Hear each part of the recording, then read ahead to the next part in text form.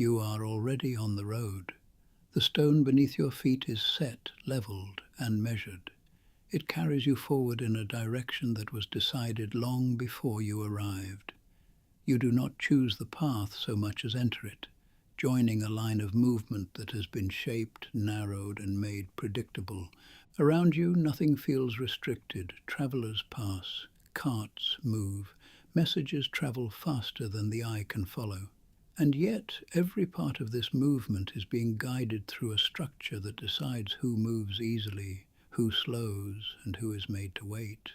The road leads you to stations that remember your passing. Documents begin to speak in your place. Narrow crossings gather movement into moments that can be understood. And permission, quiet and constant, follows you from one point to the next. No one stops you, but nothing is truly unobserved. In this archive, you will come to understand how movement across the Roman world was not simply allowed, but shaped, recorded, and quietly controlled at every stage, and how a traveller could pass through the empire only by fitting within the system that made that movement possible. If this quiet history brings you rest, you are welcome to continue. The road is already set before anyone begins moving. You are placed alongside it, not at its edge, but within its purpose. The surface is deliberate. Layers of stone and compacted earth form a path that resists weather, weight, and time. It does not wander. It cuts forward with intention, often straight, sometimes adjusted for terrain, but always engineered to be followed. Movement gathers here. Travel does not spread across the landscape. It is drawn inward into this narrow band where passage is expected. Outside of it, the ground is uneven, slower, less predictable. The road offers efficiency, but in doing so, it also concentrates movement into a space that can be understood without needing to see every individual traveler at once. The system does not need to watch everything. It only needs to shape where movement happens. Distances are measured from this line. Milestones mark intervals, giving structure to how far one has come and how far remains. These markers are not only for guidance, they create a shared understanding of location that can be referenced across regions. When someone speaks of distance, they speak in relation to the road. This consistency matters. A traveller who remains on the road moves within a known framework. Time, distance, and effort become predictable. Officials can estimate arrival, delay, or absence based on these measures. Movement becomes something that can be anticipated, even when it is not directly observed. Deviation changes that. When someone leaves the road, they leave the system that makes them legible. Movement becomes slower, harder to measure, and less visible. It is still possible, but it no longer fits into the structured expectations that the road provides. The system does not forbid this outright, but it does not support it either. Most choose the road, not because they are forced to, but because it is the most efficient way to move. This is where control settles in quietly. The road does not stop movement. It shapes it by making one path easier than all others. Along the route, maintenance is constant. Crews repair surfaces, clear debris, and maintain drainage. This is not occasional work. It is ongoing, distributed, and necessary. A damaged road disrupts movement patterns, and disruption creates uncertainty. The system depends on reliability. Bridges extend the road across obstacles that would otherwise slow or divide travel. Rivers, valleys, and uneven terrain are folded into the same continuous channel. Each bridge becomes a point where movement must pass in a specific way, at a specific location. The path cannot widen here. It compresses. Compression creates clarity. When movement narrows, it becomes easier to understand who is passing and when. Even without formal inspection, these points naturally slow travel. Animals adjust their pace, carts align, people pass in sequence rather than in groups spread across open ground. The road produces order through its design. Traffic flows in both directions, but not without structure. Heavier loads move more slowly. Riders and messengers pass around them when space allows. There is an informal hierarchy that emerges, shaped by purpose and urgency, but contained within the same channel. No one is fully separate from it. Even those who move quickly are still bound to the path. Speed does not remove them from the system. It places them more deeply within it. Faster movement depends on the reliability of the road and the predictability of those using it. The road does not need to question the traveler, it prepares them. By the time someone reaches a point where they might be recognized, recorded, or evaluated, their movement has already been shaped. Their route is known, their pace can be estimated, their presence at a certain point can be anticipated based on when they began. This is where control begins to settle into habit. Travelers learn the intervals between stops. They understand where they can rest, where they must slow, and where the road narrows. They adjust without being told. Over time, movement aligns with the structure of the road itself. The system is not loud. It does not announce rules at every step. It does not need to. The design of the road teaches those who use it how to move within it. Behavior becomes consistent because the path encourages consistency. Even in quiet stretches, far from towns or visible authority, the structure remains. The road continues forward with the same intention.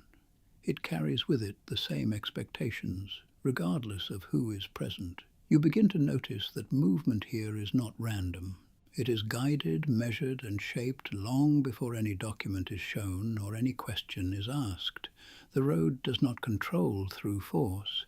It controls by making itself the easiest way to move, and in doing so, it turns travel into something that can be followed, understood, and when necessary, evaluated without needing to see every step along the way. Movement along the road is not continuous, it is broken into intervals. You arrive at one of these intervals without needing to be told where it begins. The structure appears along the route with a kind of regularity that becomes familiar over time. A station, positioned to receive travelers, animals, and messages, sits at a measured distance from the last. These stations do not exist for comfort alone. They exist to sustain movement in a way that remains predictable. The network is organized with intention. Some stations offer full lodging, space for rest, food, and administrative functions. Others are smaller, focused on changing horses or providing brief pause before the next segment of travel. Together, they create a rhythm that divides long journeys into manageable sections. No one moves across the system in a single, uninterrupted stretch. Travel is staged. At each station, movement slows. Not abruptly, but enough to create a moment where presence becomes noticeable. Travelers dismount. Animals are exchanged or rested. Supplies are adjusted. These actions are practical, but they also create opportunities for recognition. People begin to be known through repetition. A courier passing frequently along the same route becomes familiar to those working the stations. A merchant traveling less often but carrying similar goods follows a pattern that can be remembered. Even without formal recording, these patterns settle into memory. The system does not rely only on written logs. It uses human awareness. Station workers observe without needing to question every individual. They notice the timing, they recognize irregularities. A delay where there is usually consistency stands out. An unfamiliar face on a familiar route draws quiet attention. This observation is not confrontational. It is passive, continuous, and cumulative. Over time, the movement of individuals becomes part of a broader understanding of how the road is used. Stations act as points where this understanding gathers. Information does not need to be centralized in one place. It is distributed across the network. A traveler moving from one station to the next leaves a sequence behind them. Each stop confirms their presence along the route. Even if no formal record is written, there is an implied trail. If someone is expected at a certain station and does not arrive within the anticipated time, the absence becomes meaningful. Timing matters here. Distances between stations are known. Travel speeds are generally understood. Variations occur, but within limits. When those limits are exceeded, the system notices through its own expectations. Stations also serve those with official purposes differently. Certain travelers carry documentation that grants them access to resources within the station network. Fresh animals, priority handling, and reduced delay are provided based on these permissions. This creates a visible distinction between types of movement. Not all travelers pass through equally. Some are processed quickly, their purpose recognized and supported. Others wait, not because they are being denied, but because their movement does not carry the same priority within the system. This distinction reinforces the structure. Movement is not only about going from one place to another, it is about how that movement is classified and supported along the way.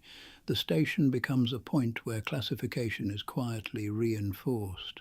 Supplies are managed with awareness of who is expected to arrive. Animals are rotated based on anticipated demand. Workers prepare for the kinds of travelers that typically pass through at certain times. Patterns shape preparation. Preparation, in turn, shapes how smoothly movement continues. There is no need for constant oversight from a central authority.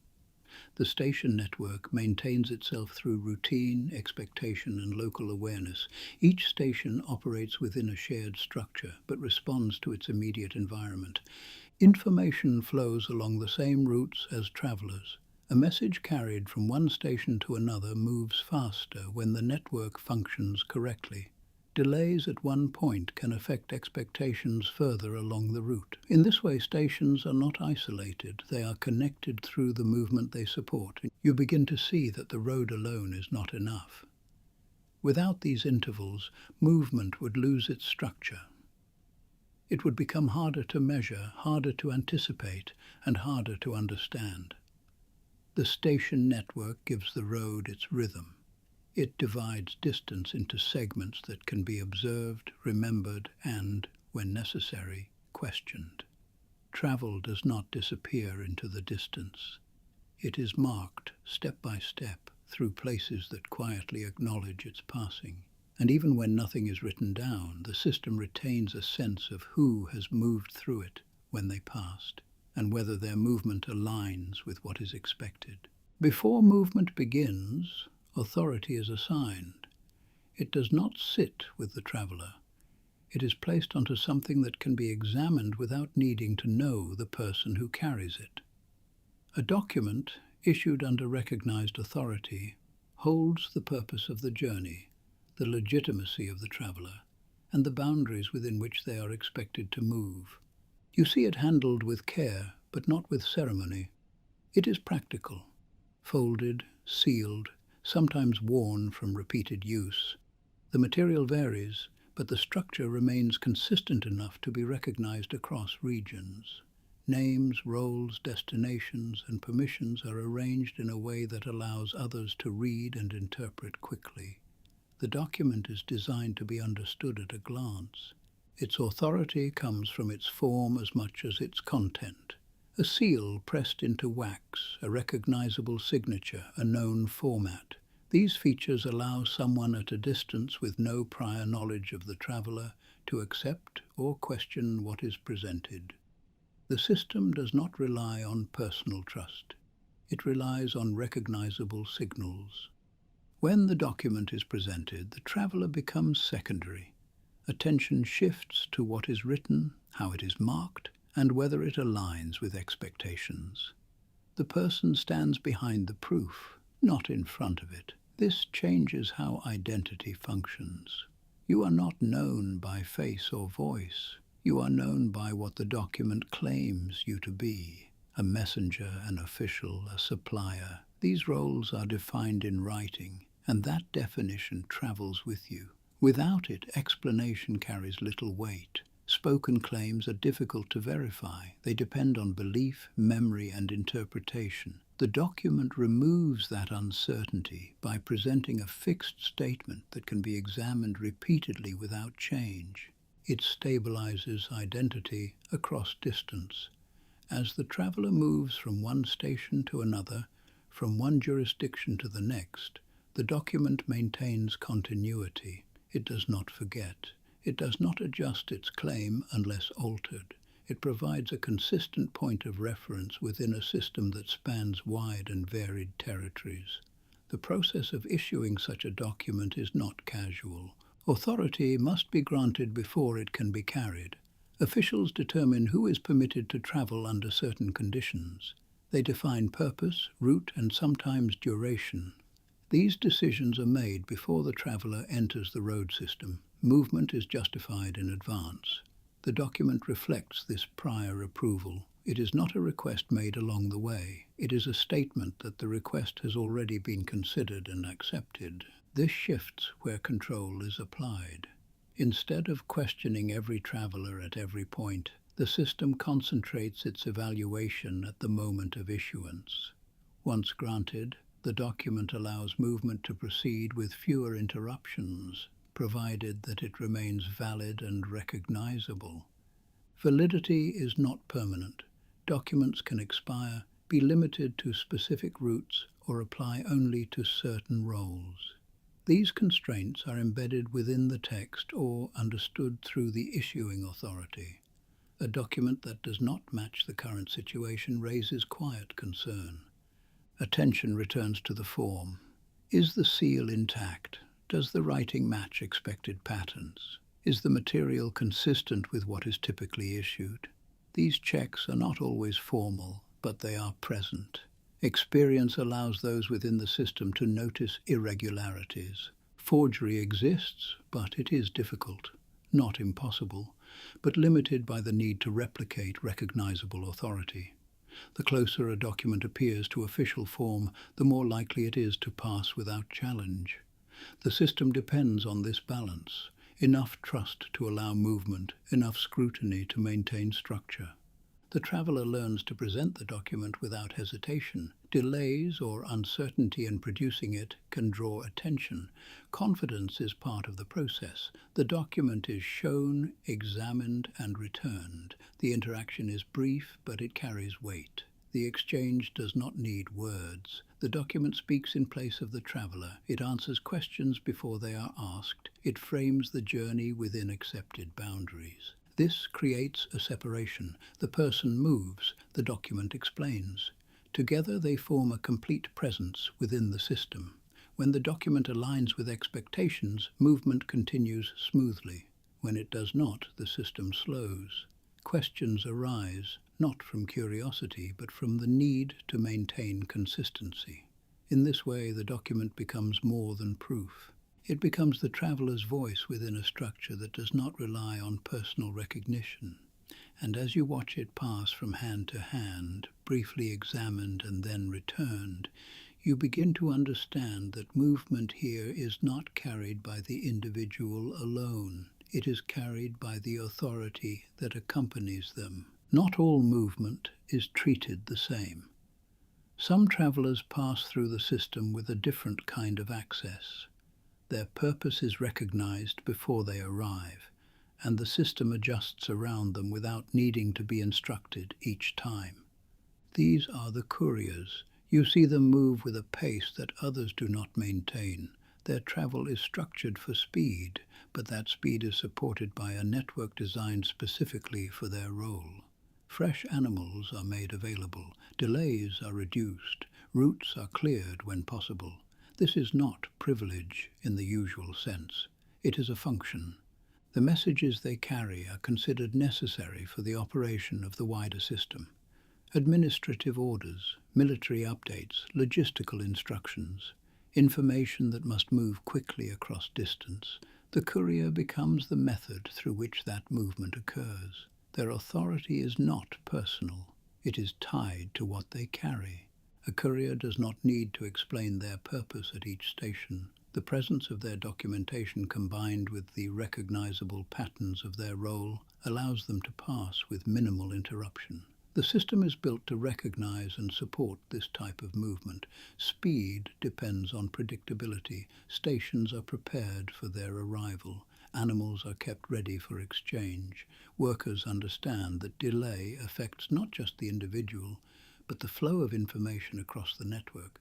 This creates a different rhythm. While most travelers move in measured segments, stopping and resting according to need, couriers move continuously. Their journey is divided not by rest, but by transition. One animal to the next, one station to another. They do not remain, they pass through. This constant motion makes them more visible, not less. Their presence is expected at certain intervals. When they arrive on time, the system continues without disruption. When they do not, the absence becomes noticeable. Expectation becomes a form of observation. The courier's path is known.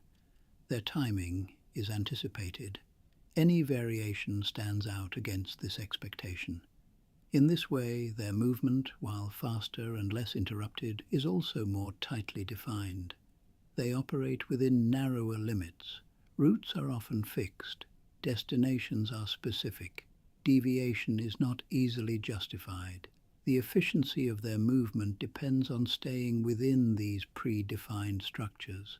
Freedom is reduced in exchange for speed. The courier cannot choose a different path without consequence. The system supports them only along recognized routes. Outside of those routes, their status loses its effect. The document they carry reflects this. It identifies them as part of a system that requires movement, but it also binds them to the conditions under which that movement is allowed. The same document that grants access also defines its limits. At each station, the interaction is brief. The document is shown, the need is recognized, resources are provided. There is little discussion because the system already understands the role being fulfilled. This efficiency is not accidental. It is maintained through routine, training, and expectation. Station workers know what to prepare. Couriers know how to present themselves. The exchange becomes a practiced sequence that repeats across the network. There is little room for variation, and where variation occurs, it is noticed. A courier who arrives without proper documentation or with irregular markings disrupts this sequence. The system does not immediately reject them, but it does slow. Verification replaces assumption. Movement pauses until alignment is restored. The same structure that allows speed also enforces consistency. The courier exists within this balance. They move quickly but not freely. They are supported but also defined. Their role places them at the center of the system's need for communication, but it also places them within a framework that expects precision, timing, and adherence to established routes. As you observe them pass through one station after another, rarely stopping long enough to be fully noticed, you begin to see that their movement is not an exception to the system. It is an intensified version of it. Where others move with flexibility and delay, the courier moves with structure and expectation, and in that structure their path becomes one of the most visible, most anticipated, and most tightly maintained forms of movement within the entire network. Distance removes familiarity. As you move further from any place where a person might be known by face or name, recognition shifts into something more abstract. The system does not rely on the memory of individuals. It relies on markers that can travel. You begin to see that identity here is not personal, it is constructed, a seal, a signature, a format of writing, a known title. These elements replace direct knowledge. They allow someone who has never seen the traveler before to make a decision without needing to ask who they are beyond what is presented. This is not guesswork. It is a method. The system is designed to function across distances where personal relationships do not exist. A station worker, an official at a pass, or a guard at a gate does not need to know the traveler. They need to recognize the form that stands in for the traveler. That form is consistent. Documents follow patterns. Titles are used in expected ways. Seals carry authority that can be visually confirmed. Even when the language varies slightly by region, the structure remains recognizable enough to be understood. Recognition becomes procedural. You notice how attention settles on the document first. The person holding it remains still, not because they are being dismissed, but because the system is not centered on them. The document is examined for alignment with what is known. Does the seal match expected authority? Does the writing follow the usual arrangement? Does the role described fit within the broader system? These checks are quiet but precise. They do not require interrogation. They rely on comparison. The document is measured against a standard that exists in the experience of those who handle it regularly. Experience replaces familiarity. A worker who has seen many valid documents develops a sense of what is correct. Variations that fall outside this sense draw attention, not because they are immediately rejected, but because they require closer examination. In this way, identity becomes something that can be evaluated without knowing the person at all. This has limits. Forgery is possible, but it requires understanding the structure being imitated. A poorly formed document stands out quickly. A well-formed one passes more easily, not because it is trusted, but because it aligns with expectations. The system is not perfect, but it is consistent enough to function. Travelers learn to present themselves through these markers. They handle their documents carefully. They understand that their ability to move depends less on how they explain themselves and more on how well their proof aligns with recognized form. Speech becomes secondary. A traveler may speak, but their words do not carry the same weight as what is written. Explanation fills gaps, but it does not replace the need for structure. The system prefers what can be read and reread over what can be said once and forgotten. This preference shapes behavior. People adjust to it. They prepare documents before traveling. They ensure that seals are intact. They avoid situations where they would need to rely only on explanation. Over time, identity becomes something that is carried, not remembered. The traveler is reduced to what can be presented and verified. This reduction is not harsh, it is functional. It allows the system to operate without needing to know every individual who passes through it. You begin to notice that this creates a certain distance, not physical, but procedural. The person is present, but the system engages with their representation. It interacts with the document, the seal, the written role. The individual stands within that structure, but is not the focus of it. This allows movement to continue across wide distances. Without this abstraction, every point of passage would require personal verification. That would slow the system beyond what it can sustain. Instead, identity is standardized into forms that can be quickly understood. The system does not need to know who you are.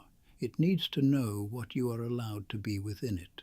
And as you watch document after document pass from hand to hand, briefly examined and then returned, you begin to understand that recognition here is not about familiarity, it is about alignment. Not all parts of the road allow the same pace. You arrive at a place where the path narrows, not by chance but by necessity.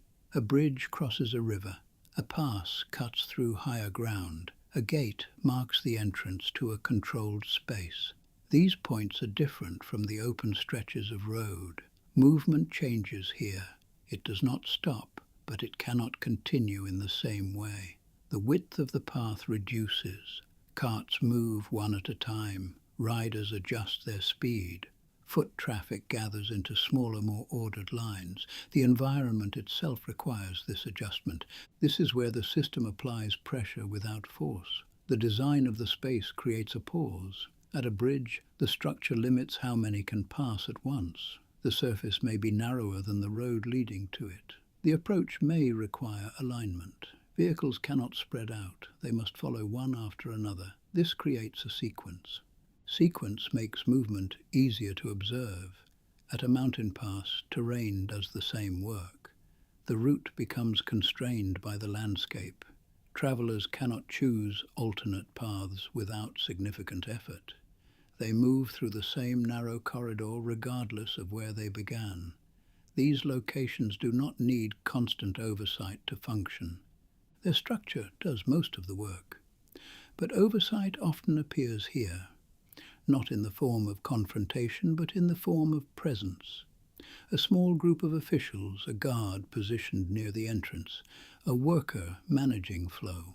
Their role is not to stop movement entirely, but to regulate it when necessary. The traveler approaches with an understanding. This is a place where attention may settle more directly. Documents are more likely to be examined here, not because every traveler is suspect, but because the conditions allow for it. Movement is already slowed. The opportunity for verification exists without needing to interrupt a continuous flow. This is efficient. The system does not apply the same level of scrutiny everywhere. It concentrates it where the environment supports it.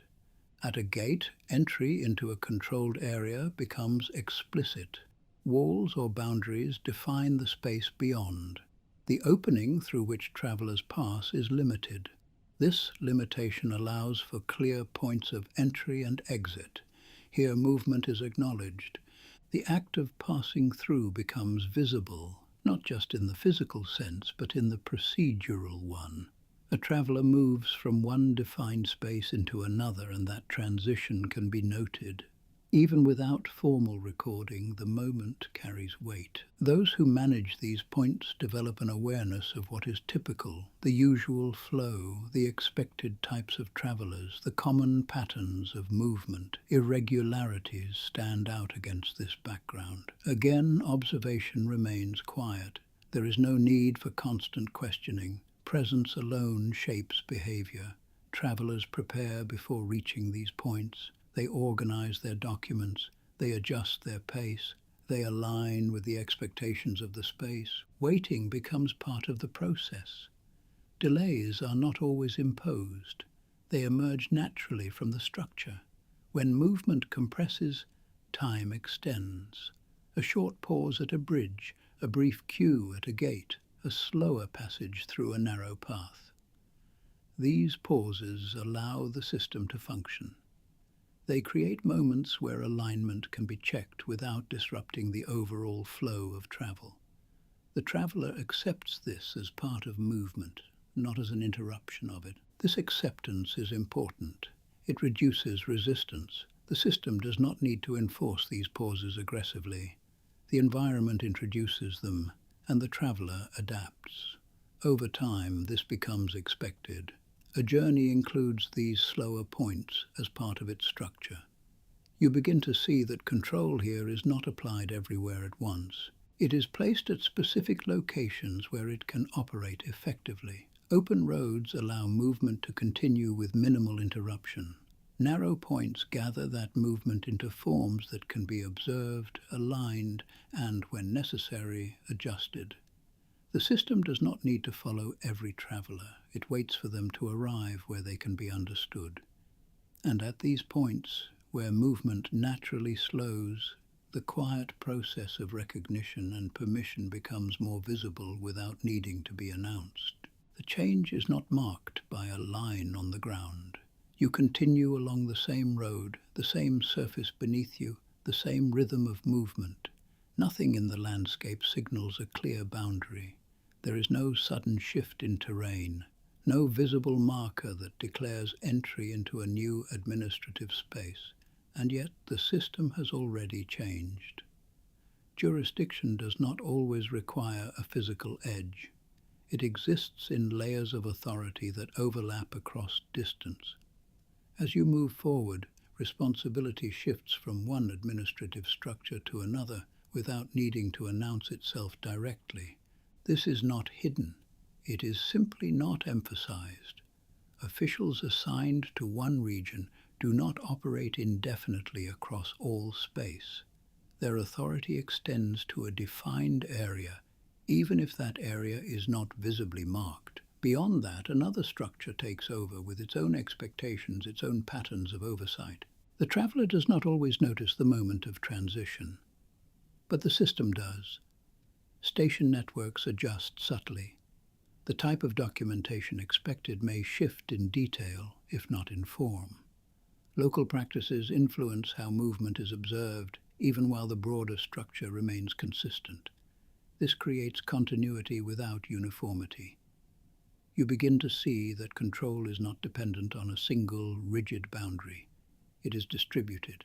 Each region maintains its own awareness of movement within its area, while still operating within a larger framework that connects them.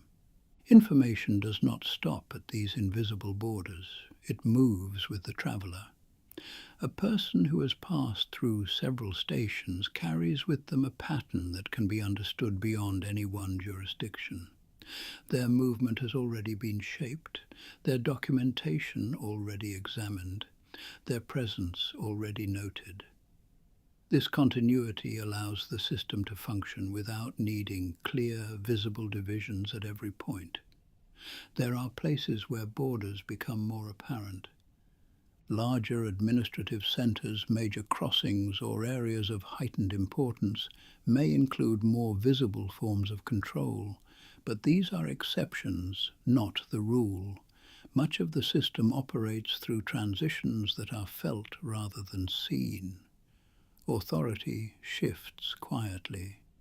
The expectations placed on the traveler remain largely the same, but the people applying those expectations change. New officials, new station workers, new observers, each working within their assigned area. They do not need to announce their presence loudly. Their role is embedded in the structure. The traveler adjusts without being told. Documents are still prepared. Behavior remains aligned with the system. The lack of a visible boundary does not remove the sense that movement is still being observed and evaluated. In some cases, the absence of a clear marker reinforces the system. It removes the idea that control begins and ends at a specific point. Instead, control is continuous. It exists across the entire network, regardless of whether a boundary is visible. This continuity reduces gaps. If borders were always marked clearly, movement might concentrate around those points in ways that could be avoided elsewhere. By allowing many transitions to occur without clear markers, the system maintains a more even distribution of awareness. Movement remains within structure at all times. Even when the traveler feels that nothing has changed, the system continues to apply its expectations. The same document is examined, the same patterns are recognized, the same quiet observations take place. You begin to understand that control here is not tied to a line. It is tied to responsibility. Each part of the system takes account of what passes through it, regardless of where that movement began or where it will end. The traveler is carried through a sequence of overlapping authorities, each maintaining their portion of the network. No single point defines the boundary. Instead, the boundary exists in how the system is applied, and as you continue forward, without ever seeing a clear line to mark the change, you realize that movement has never left the structure. It has only moved through different parts of it. Movement is not assumed, it is evaluated. You begin to notice that not all travelers move with the same ease, even when they share the same road. The difference is not always visible at first, but it becomes clear in how the system responds to them. Some move with continuity, others encounter delays. This difference is not random, it is based on how each person fits within the system's understanding of purpose and necessity. The road is open, but access to its full function is not equal. A traveler carrying official business moves with support. Stations provide resources. Passage through narrow points is smoother. Their documentation aligns with recognized needs. Another traveler without that same purpose moves differently. They still travel, but with fewer advantages. They wait longer. They receive less support. Their movement is not denied, but it is not prioritized. This creates a hierarchy that does not need to be stated. It is experienced. Permission is not a single decision made once. It is reinforced at each stage of movement. The document grants initial authority, but its effect depends on how well it aligns with the expectations encountered along the way. Purpose becomes the central factor. Why someone is traveling determines how the system treats their movement. Military, administrative, and logistical purposes carry weight. They are seen as necessary for the functioning of the wider structure. Other purposes exist, but they are secondary. Personal travel, trade, and movement without direct connection to state function are allowed, but not supported in the same way. The system recognizes them, but does not prioritize them. This distinction is maintained quietly. There is no need to announce that one traveler is more important than another. The difference appears in how quickly they pass, how easily they access resources, and how little they are delayed. The traveler begins to understand this without being told. Behavior adjusts accordingly. Those with recognized purpose present their documentation with confidence. They expect the system to respond in a certain way, and it does. Those without it move more cautiously, aware that their movement depends on remaining within acceptable patterns. Permission becomes a condition.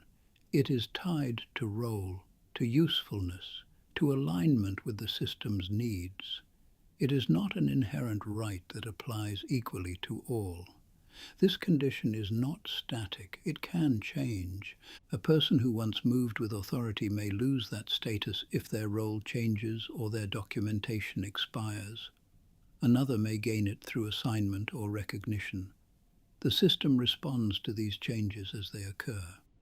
Movement reflects current standing, not past identity. At each point of passage, the traveler's permission is effectively reassessed, even if only briefly. The document is examined.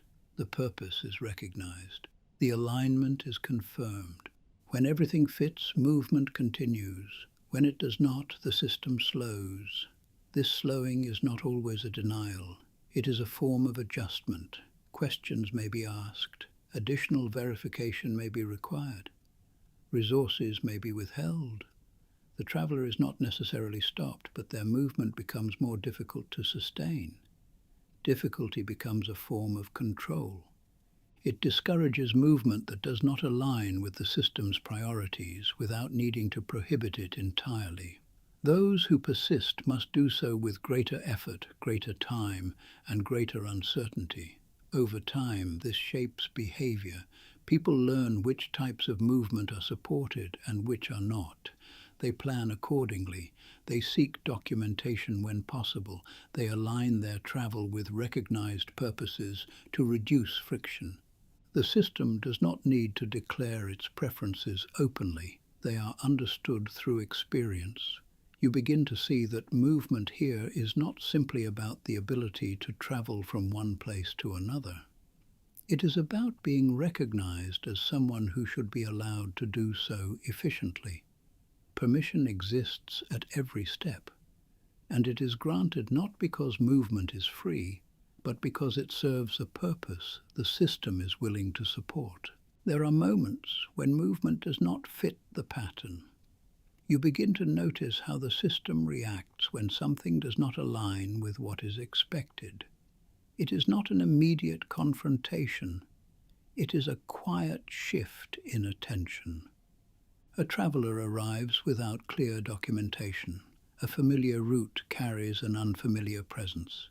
Timing does not match the distance traveled. These are small differences, but the system is built on consistency, and inconsistency draws notice. To be unaccounted for is not the same as being stopped. It is being placed outside of the system's expectations. The road still allows passage. The stations still exist, but the traveler no longer fits neatly into the structure that supports movement. Without a clear record, without recognizable markers, the system cannot place them within its understanding. This creates uncertainty, and uncertainty slows movement. At a station, the interaction takes longer. Attention lingers. Workers who would normally move quickly through routine begin to observe more carefully. The absence of expected signals replaces the presence of recognized ones. The traveler must rely on explanation, but explanation is less stable than documentation. It cannot be verified in the same way. It changes with each telling. It depends on belief. The system prefers what can be examined, compared, and confirmed without needing interpretation. So the process stretches, not aggressively, but enough to make the difference clear. A traveler who is accounted for moves through with minimal interruption. A traveler who is not remains longer, even if only by a small margin. That margin accumulates over distance. Delays become part of their movement. At narrow points, the difference becomes more visible. Where others pass through in sequence, this traveler may be held slightly longer, not necessarily detained, but observed more closely. Observation replaces assumption. The system no longer assumes alignment, it looks for it. If alignment cannot be found, movement becomes conditional. A traveler may still be allowed to continue, but with less support. Access to resources may be limited. Assistance that would normally be provided is withheld. The system does not need to deny movement entirely to make it difficult. Difficulty becomes a signal. It indicates that something is not fully recognized. Over time, this creates a clear pattern. Those who are accounted for move within a stable structure. Their journey is predictable. Their interactions are brief. Their presence fits within what the system expects. Those who are not accounted for move differently. Their journey is uncertain. Their interactions are extended. Their presence requires adjustment at each point. This difference is not always visible from a distance, but it is felt at every stage of movement. The system maintains its preference for continuity. A traveler who appears at one station is expected at the next. Timing may vary, but within limits. When that continuity breaks, attention follows. Absence is also a form of signal. If someone is expected and does not arrive, the gap becomes meaningful. It suggests delay, diversion, or disruption. The system may not act immediately, but the absence is noted within its broader awareness. In this way, movement is tracked not only by presence but by expectation. Being unaccounted for disrupts both. It places the traveler outside of the system's ability to predict and understand their movement. This does not remove them from the road, but it removes the support that makes the road efficient. The traveler learns this quickly. Preparation becomes a form of protection. Documents are secured, routes are followed, timing is maintained. These actions reduce the risk of falling outside the system's structure, because once outside, re-entry is not immediate. It requires alignment. Alignment requires proof. Until that proof is established, movement continues under a different condition, slower, more uncertain, more dependent on each individual interaction. The system does not need to punish those who are unaccounted for. It simply withholds the stability that others receive, and in doing so it reinforces the value of being recognized, recorded, and expected within the structure that governs movement. You begin to understand that observation does not require constant presence. It exists in expectation, the road, the stations, the documents, the narrow points of passage. Each element contributes to a structure where movement is shaped by the awareness that it may be noticed even when no one appears to be watching directly. This awareness changes behavior. Travelers prepare before they move. Documents are arranged. Routes are chosen with intention. Timing is considered. These actions are not forced in the moment. They are adopted in advance, shaped by experience within the system. The system does not need to intervene often. It needs to be consistent. Consistency creates predictability. Predictability allows for expectation. Expectation allows for observation to function without constant oversight. A traveler moving along the road does not see guards at every turn, but they understand that their movement fits within a structure that can recognize when something is out of place. This understanding is enough. It guides behavior without requiring direct enforcement. At stations, the same pattern repeats. Workers observe as part of their routine. They do not stop every traveler. They do not question every document, but they notice when something does not align. At narrow points, the environment creates moments where observation becomes easier. Movement slows. Presence becomes more defined. The opportunity to recognize or question appears naturally. The system places observation where it is most effective, not everywhere. This selective presence reduces resistance. Travelers do not feel constantly watched, but they behave as if they could be. This balance allows movement to continue smoothly while maintaining structure. Documents reinforce this. They carry authority that can be examined at any point. The traveler knows that their legitimacy can be checked, even if it is not always checked. This possibility shapes how they carry themselves within the system. The same applies to timing. A journey is expected to follow certain patterns. Distances between stations are known. Delays are understood within limits. When those limits are exceeded, the system begins to notice through its expectations. No one needs to track every step. The structure itself provides reference points. Over time, this creates a quiet discipline. Travelers align with the system not because they are forced at every moment, but because alignment makes movement easier. It reduces delay. It avoids attention. It allows the journey to continue without interruption. Those who do not align experience the difference, not through punishment, but through friction. Slower movement, increased observation, reduced support. These effects reinforce the value of staying within the system's expectations. The system teaches without speaking. It shapes behavior through experience. You begin to see that control here is not concentrated in a single place or moment. It is distributed across the entire structure. Each part contributes to a broader sense of being within a space that is understood, even when it is not actively observed. This creates a world where movement is never entirely private. Not in the sense of constant surveillance, but in the sense that it exists within a framework that can recognize, evaluate, and respond when necessary. The traveler carries this awareness with them. It influences decisions before they are made. It shapes how they move, where they stop, and how they present themselves. The system remains quiet. It does not need to announce its presence. It is felt through the consistency of the road, the rhythm of the stations, the authority of the document, and the expectation that movement follows a pattern that can be understood. And as you remain within it, observing without being addressed, you begin to understand that nothing here is left entirely to chance. Movement continues, but it does so within a structure that sees enough, knows enough, and expects enough to ensure that every journey fits in some way within the system that allows it to happen. The road settles back into stillness as the last movement fades from view. The stations remain where they are, waiting without urgency, their patterns unchanged. The system continues quietly, whether it is observed or not. Here in the archive, even the smallest systems hold entire worlds together. You are welcome to return and continue the journey.